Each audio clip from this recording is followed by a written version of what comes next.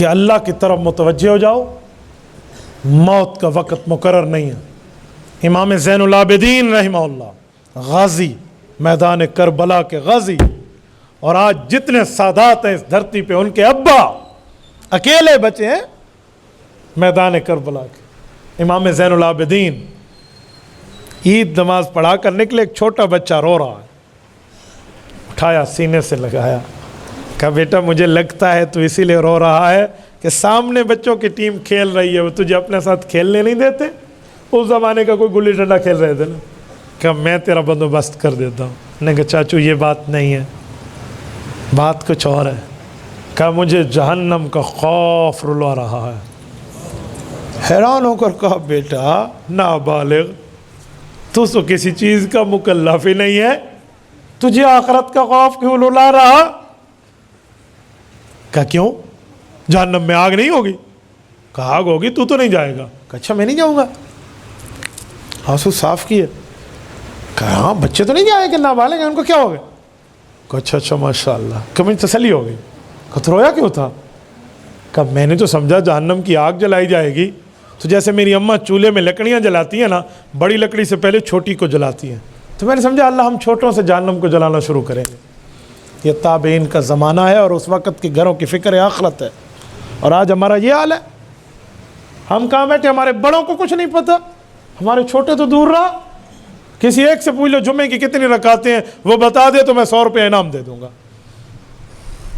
4 سے پوچھو نا، 3 کو تو پتہ ہی نہیں ہوگی، کوئی کہے گا 8، کوئی کہے گا 10، کوئی کہے گا 12۔ میں نے تو ایک ویڈیو دیکھی، مجھے واٹس ایپ پہ ایک بندے نے بھیجی ہے، سبزی منڈی میں وہ جا کے ایک سے پوچھتے جمعہ کتنی رکعتیں ہیں، ایک بندے کہ 12، کہنا پڑھے ہی نہیں، پتہ کوئی نہیں، وہ الٹا اس پہ چڑھ گیا، خود کو آتے نہیں ہے کہ 14 ہے یا 12 ہے، اسے کہتے ہو کدی پڑھی ہے تو تینوں نہیں پتہ جمعہ کتنی رکعتیں ہوتی ہیں؟ چل لے جان چھوٹی، یہ حال ہو جا کیا فکر ہے آخرت کرے گا وہ؟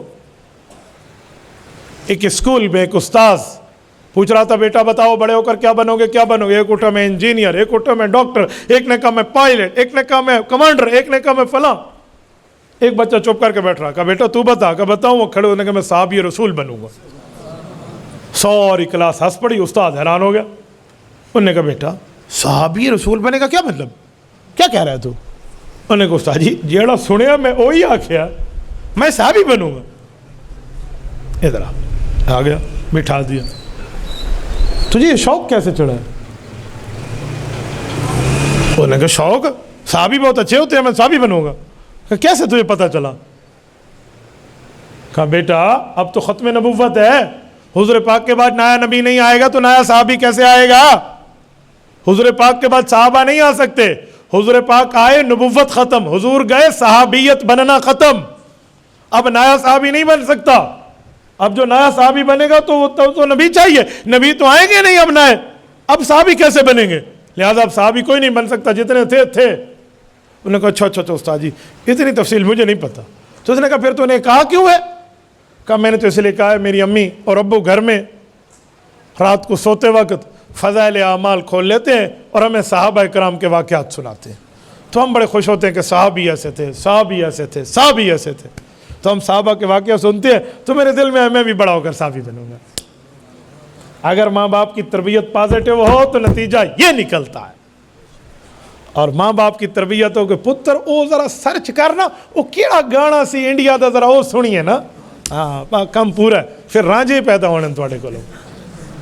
پھر آپ کہیں گے مولوی صاحب کوئی وظیفہ دسو، کوئی صلوات پڑھو، کوئی دم پھیرو، کوئی سر تے ہاتھ اس دے رکھو، پیو ماں دا آکھا نہیں مندا، تے نہیں مننا اس نے۔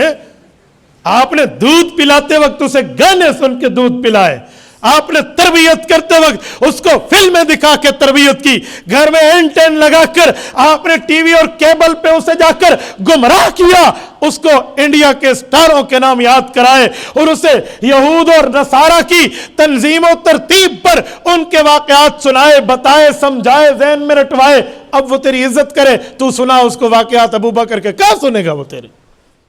تبارك الذي نزل الفرقان على عبده ليكون للعالمين نذيرا